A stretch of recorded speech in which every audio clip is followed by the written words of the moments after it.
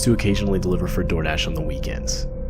This happened about a year ago, and at the time DoorDash was new to my area. Not many people used it, but if you worked at the right times, you could still make well above minimum wage. It was a Friday night, and I got a request in the app to deliver to a house around 8 miles away. The house was on a deeply wooded back road, with absolutely no streetlights. Like, literally, if you turned your headlights off at this time of the night, you were completely blind. I delivered to a house in this area once before, but that was when it was light out, which, trust me, is a way different scene.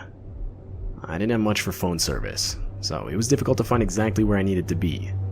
But after a while, I finally found the place. The house seemed pretty similar to a lot of the other houses in the area, secluded looking, and right on the edge of being able to comfortably call it abandoned. I pulled up to the house, and because of the limited visibility, I decided to keep my car's headlights on while I dropped off the food at the door. But to do this, I had to keep the keys in the ignition, and so I did. I figured it wouldn't be the end of the world if I left my car running for an extra 30 seconds. I took the bag of food to the front door.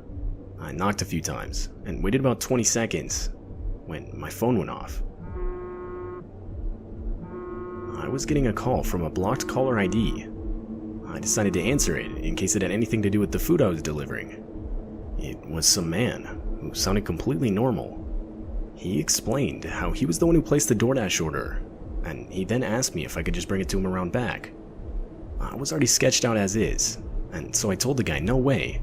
If he wanted his food, he needed to come to me up front.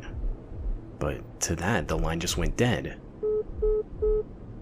I told myself I'd wait at the front door for one more minute, and if this guy didn't show up, I was just gonna leave. Maybe 30 seconds passed, and the guy did show up.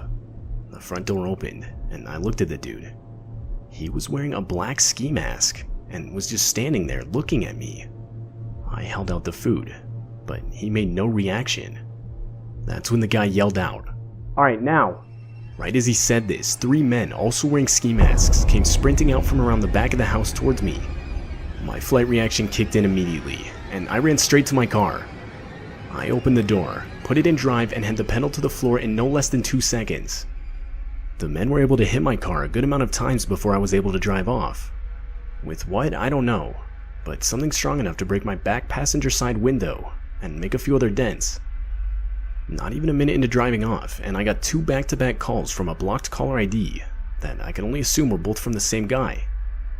I let both calls ring until they stopped. I was shaking uncontrollably and still struggling to regain my composure. But after a few minutes, I calmed down enough to call the police and report the incident. And that was that.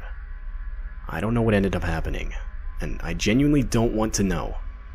I've tried to distance myself from the whole situation as much as possible.